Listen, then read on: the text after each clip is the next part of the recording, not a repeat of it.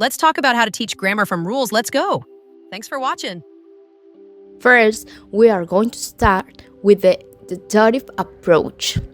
The deductive approach is defined by structure. It starts with the presentation of a rule and then is followed by examples in which the rule is applied in the real life context.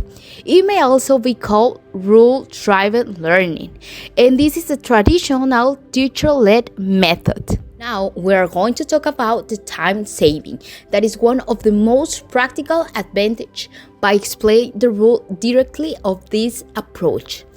A major advantage is that it gets straight to the point, which can be time saving.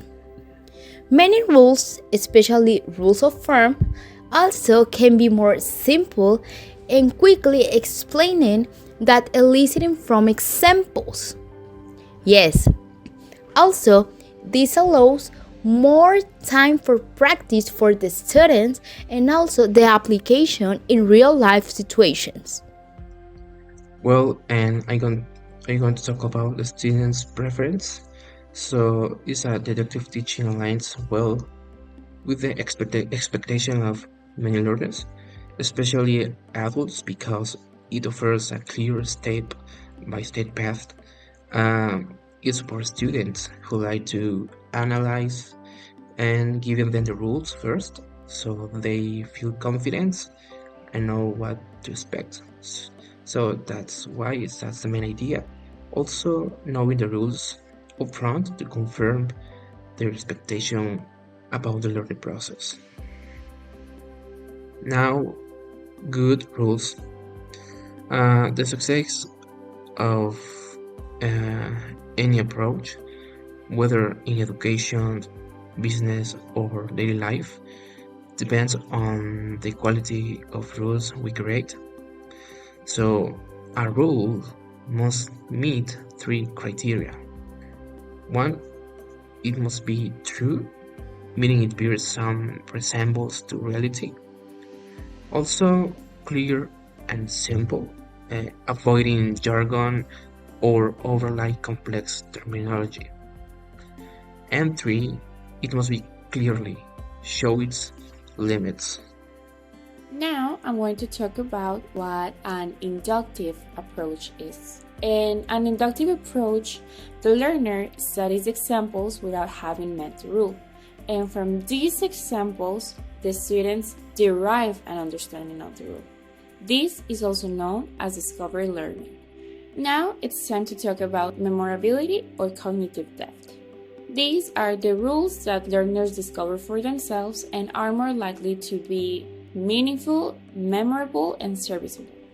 The mental effort involved ensures a greater degree of cognitive depth, which again ensures a greater memorability in the students. Now, the active involvement. It means that the students are not just listening passively, but also they are participating and thinking critically. By solving problems and recognizing patterns, they stay more motivated and attentive. This method also helps students who enjoy challenge because they learn experimenting and discovering things by themselves. This part talks about the importance of autonomy in collaboration in learning. When the students work independently, they become more self-reliant and responsible for their own learning. However, when they work together in small groups, they can share ideas, practice more English, and negotiate meaning in the target language.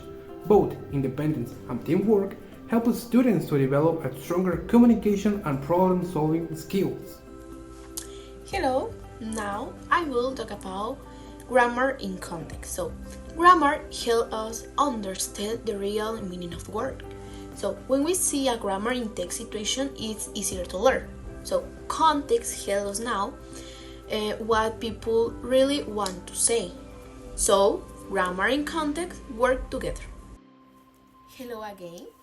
Now I will talk about type of context. So there are two types of context. First, code text. Like this is other words around the word of sentence. So they help us understand the meaning.